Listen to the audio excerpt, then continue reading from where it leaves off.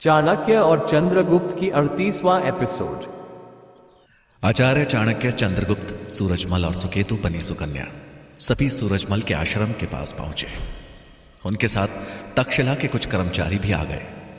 वहां का नजारा देख सारे कर्मचारी, चंद्रगुप्त और सुकेतु दंग थे। वहां पत्थर और मिट्टी की लय से बनी दीवारें धराशायी हुई पड़ी थी।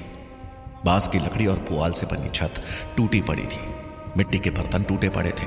शास्त्रों के पन्ने धूल में लौट रहे थे। वस्त्र बिखरे थे।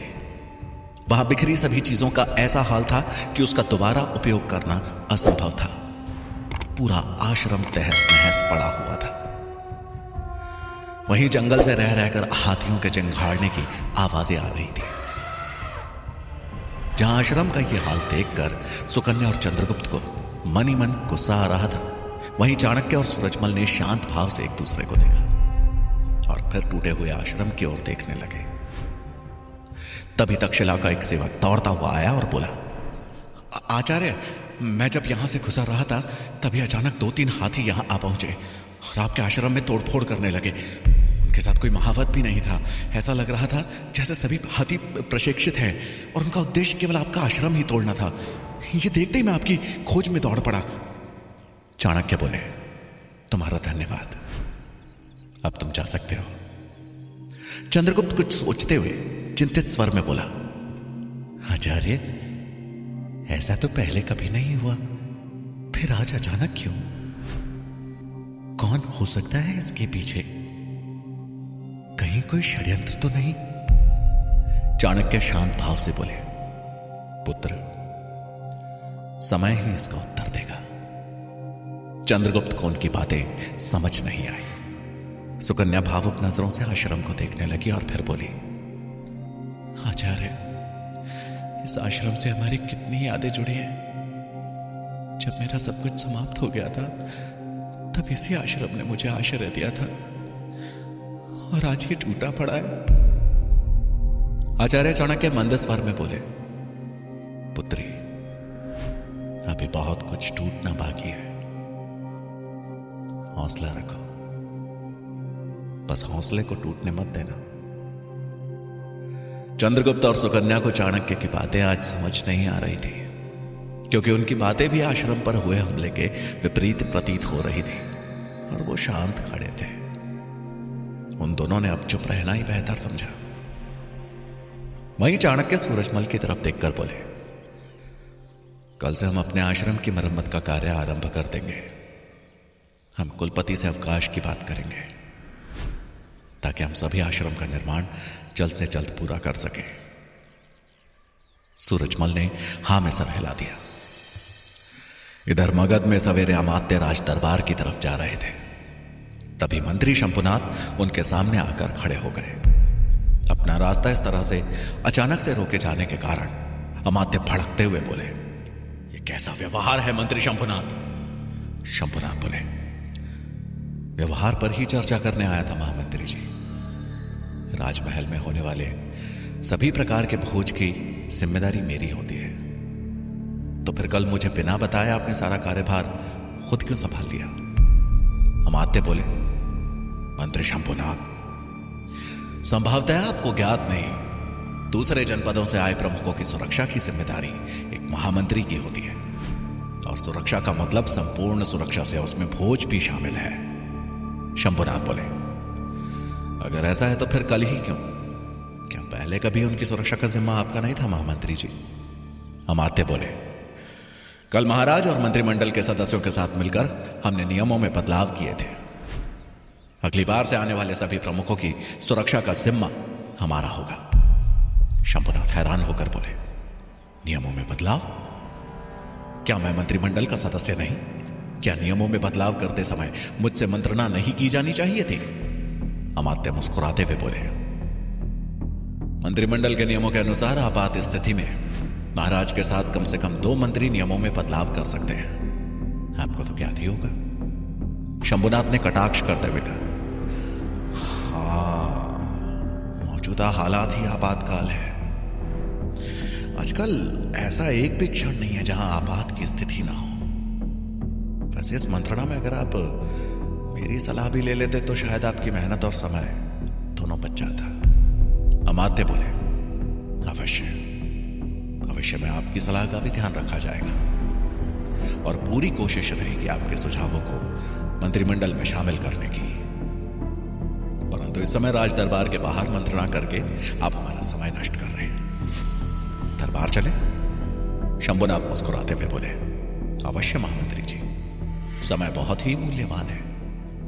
अमात्य उन्हें छोड़ आगे बढ़ गए। शंभुनाथ वहीं खड़े रह गए। वो मन ही मन सोचने लगे, ऐसा क्या कारण हो सकता है जिसकी वजह से अमात्य ने फौज का भी कार्यभार संभाल लिया। बिना कारण वो किसी कार्य में टांग नहीं अड़ाते। अवश्य ही उनके मन में कोई योजना चल रही है। फिर कुछ सोचते हुए वो चिंतित स्वर में बोले, कहीं मुझे फंसाने के लिए कोई नई योजना तो नहीं गढ़ी जा रही। मुझे शीघ्र ही पता करना होगा। जहां मगध में शंभुनाथ अमात्य की योजना को समझने की कोशिश करते हुए आने वाले संकट से बचने की कोशिश कर रहे थे, वहीं तक्षशिला में भी एक निकट आते संकट के बारे में मंत्रणा शुरू होने वाली थी। तक्षशिला के कुलपति ने एक आपात सभा बुलाई और सभी आचार्यों को बुलावा भेजा। कुछ देर बाद सभी आचार्य एक बड़े से कक्ष में उपस्थित हुए। कुलपति ने सभा का आरंभ करते हुए कहा, आप लोगों को यहां एक विशेष मंत्रणा हेतु बुलाया गया है। आप लोगों को ज्ञात होगा ही कि गांधार नरेश ने यूनानी अराजक सिकंदर के सामने आत्मसमर्पण कर दिया है। लेकिन जनमानस में यह अफवाह फैल रही है कि सिकंदर ऐसा इसलिए कर पाया क्योंकि उसके पास जादुई शक्तियां तथा उड़ने वाले घोड़े हैं।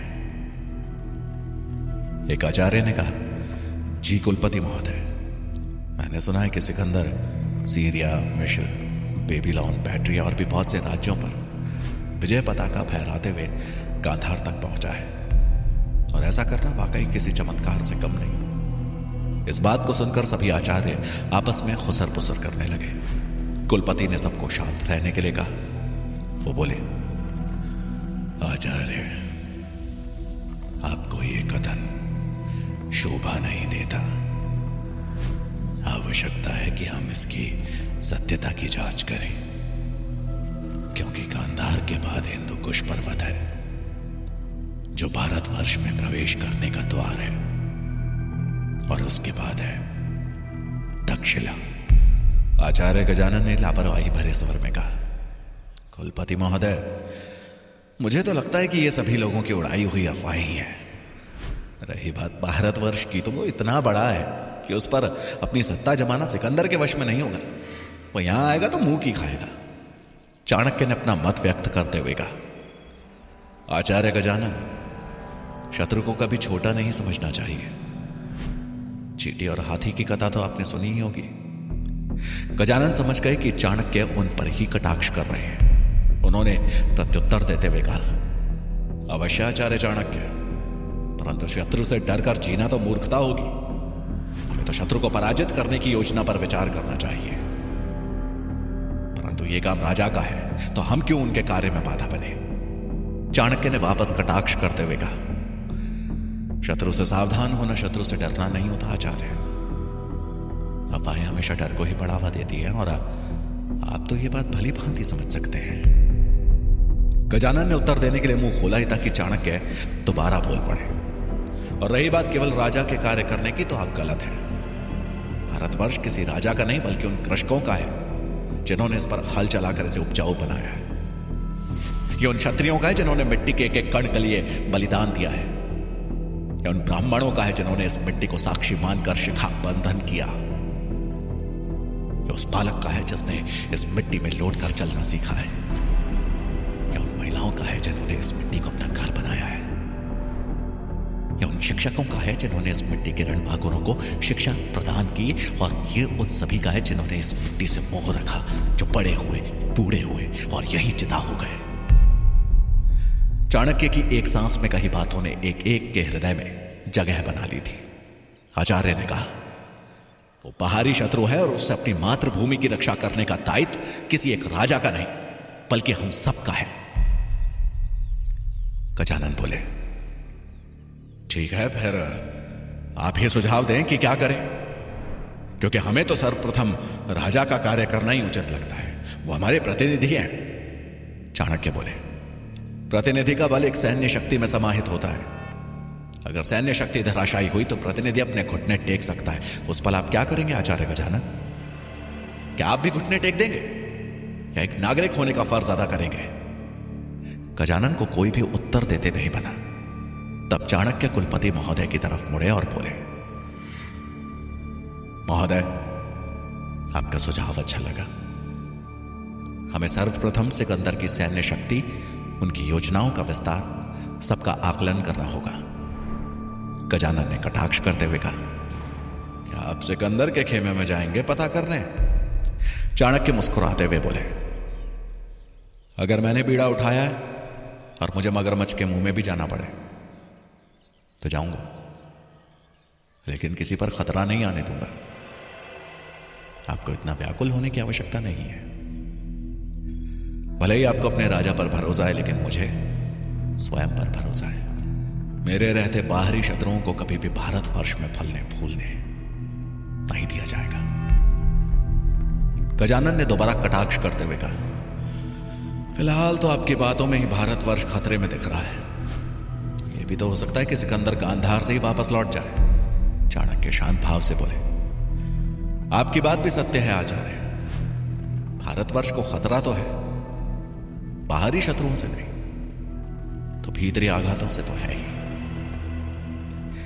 यह सुन गजानन का पारा चढ़ गया और इससे पहले कि यह विवाद आगे बढ़ता, कुलपति ने उनको रोकते हुए कहा, हमारी सभा का उद्देश्य पूर्ण हुआ। आचार्य चाणक्य को सिकंदर की सत्यता की पुष्टि का कार्य सौंपा जाता है। सभा यहीं समाप्त हुई। आप सभी आचार्यगण यहां से प्रस्थान कर सकते हैं। चाणक्य ने सर हिला दिया। सभा समाप्ति के बाद सभी आचार्य एक एक कर वहां से चले गए।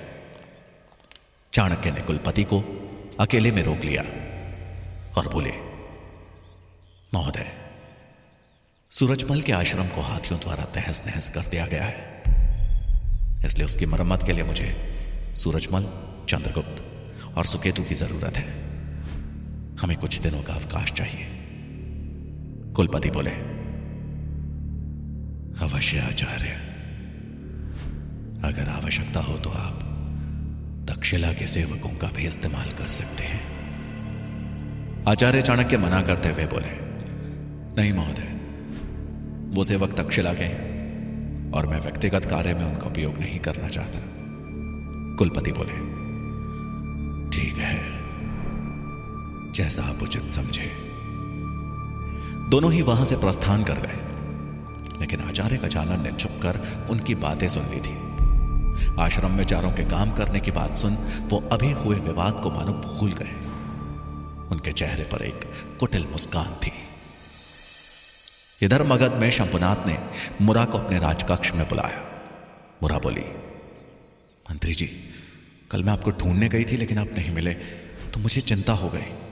शंभुनाथ ने कहा, मैं किसी कार्य से बाहर गया था, परंतु सेवक ने मुझे बताया कि सेनापति तुम्हारे पीछे था। मुरा बोली, हाँ आचार्य, मैं कल बाल बाल बची, आपकी सीख ने कल मुझे बचा लिया। शंभुनाथ चिंतित स्वर में बोले, अपना ध्यान रखो। मैंने तो यह भी सुना है कि अमात्य तुम्हें ढूंढते हुए दासी कक्ष में पहुंच गए थे। क्यों आए थे वो वहां? यह बात सुन मुरा घबरा गई। वो धर्म संकट में फंस गई थी। उसे समझ में नहीं आ रहा था कि इसके पीछे का सत्य बताए या नहीं। मुरा को सोच में डूबा हुआ देख शंभुनाथ बोले, क्या हुआ, इतनी चिंतित क्यों? मुरा मनी मन बोली, मुझे अब पता नहीं होगा। सत्य को अब ज्यादा छुपाना खुद को मार डालने के बराबर होगा।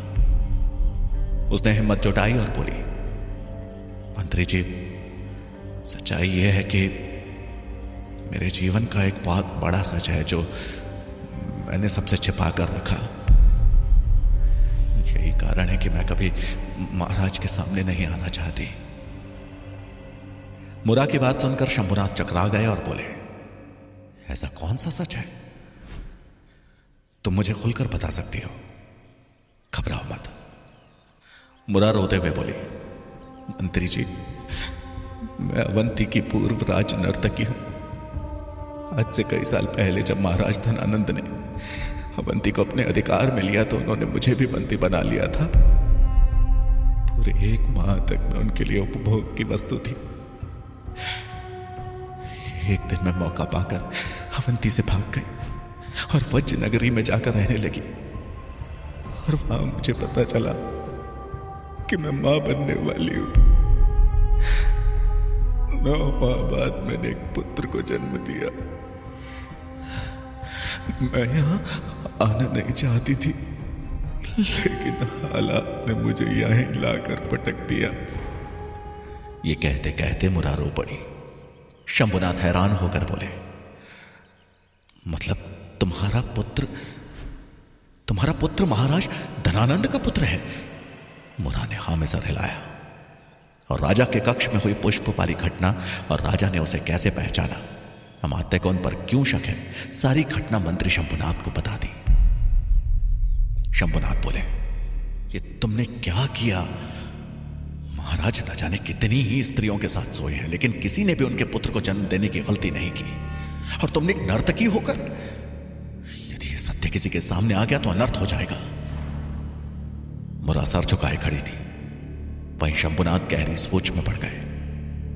तभी एक सेवक वहां आया और बोला, मंत्री जी, कोई नौजवान आपसे मिलना चाहता है। शंभुनाथ ने पूछा, कौन है? सेवक बोला, उस नौजवान ने अपना नाम श्वेतबाहु बताया है। शंभुनाथ बोले, उसे कक्ष में भेज दो। फिर वो मुरा की तरफ मुड़े और बोले, तुम्हें अमात्य से सावधान रहने की जरूरत है। हम इस बारे में फिर बात करेंगे, तब तक हम कुछ सोचते हैं। मुरा ने हां में सर हिलाया। वो शंभुनाथ को अपने रिश्तेदार से मिलने वाली बात बताना चाहती थी, लेकिन परिस्थिति को अपने अनुकूल न जानकर वो अपनी बात कह नहीं पाई और वापस चली गई। शंभुनाथ को मुरा का सच तो पता चल चुका था, लेकिन वो इस बात से अनजान थे कि धनानंद के उसी नाजायज पुत्र को चाणक्य अपने पिता के ही विरुद्ध खड़ा करने की तैयारी में लगे थे। नियति के इस खेल से अनजान इधर सूरजमल के आश्रम में चाणक्य, चंद्रगुप्त और सुकन्या ने साथ मिलकर इस आश्रम की मरम्मत का काम करना आरंभ कर दिया था। चंद्रगुप्त आश्रम की छत के लिए ताड़ के पत्तों, सूखी घास और बांस की लकड़ियां ला रहा था।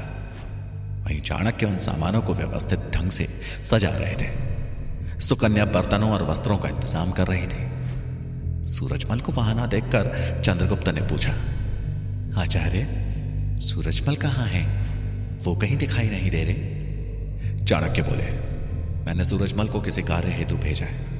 वो कल सुबह यहां आ जाएगा। हमें तब तक आश्रम की मरम्मत कर लेनी है। चंद्रगुप्त ने सर हिलाते हुए कहा, जी आचार्य। वो फिर से अपना कार्य करने में व्यस्त हो गए। वहीं आचार्य गजानन दूर से उन्हें आश्रम की मरम्मत करते हुए देख रहे थे। वो यहां चाणक्य की आश्रम टूट जाने वाली बात की पुष्टि करने आए थे। उन लोगों को एक साथ देख वो एक कुटिल मुस्कान लिए मन ही मन बोले, कहां मैं इन चारों को एक साथ लाने का उपाय सोच रहा था, और अब देखो ये सब अपने आप ही हो चला। लगता है नियति को भी इनका विनाश मंजूर है। आचार्य चाणक्य, बहुत देख लिए भारतवर्ष के सपने। अब यह आश्रम ही तुम लोगों की समाधि बनेगा। जिस आश्रम को तुम लोग इतने प्रेम से सजा रहे हो ना, उसकी बल्लियां ही कल तुम्हारी चिता के काम आएंगी। उसके बाद गजानन ने उस आश्रम पर फिर एक बार अच्छे से नजर दौड़ाई और स्थिति का पूरा जायजा लेकर वहां से चले गए। क्या सूरजमल के आश्रम को नष्ट करने के पीछे कोई बड़ा षड्यंत्र है? क्या होगा गजानन का अगला दाव?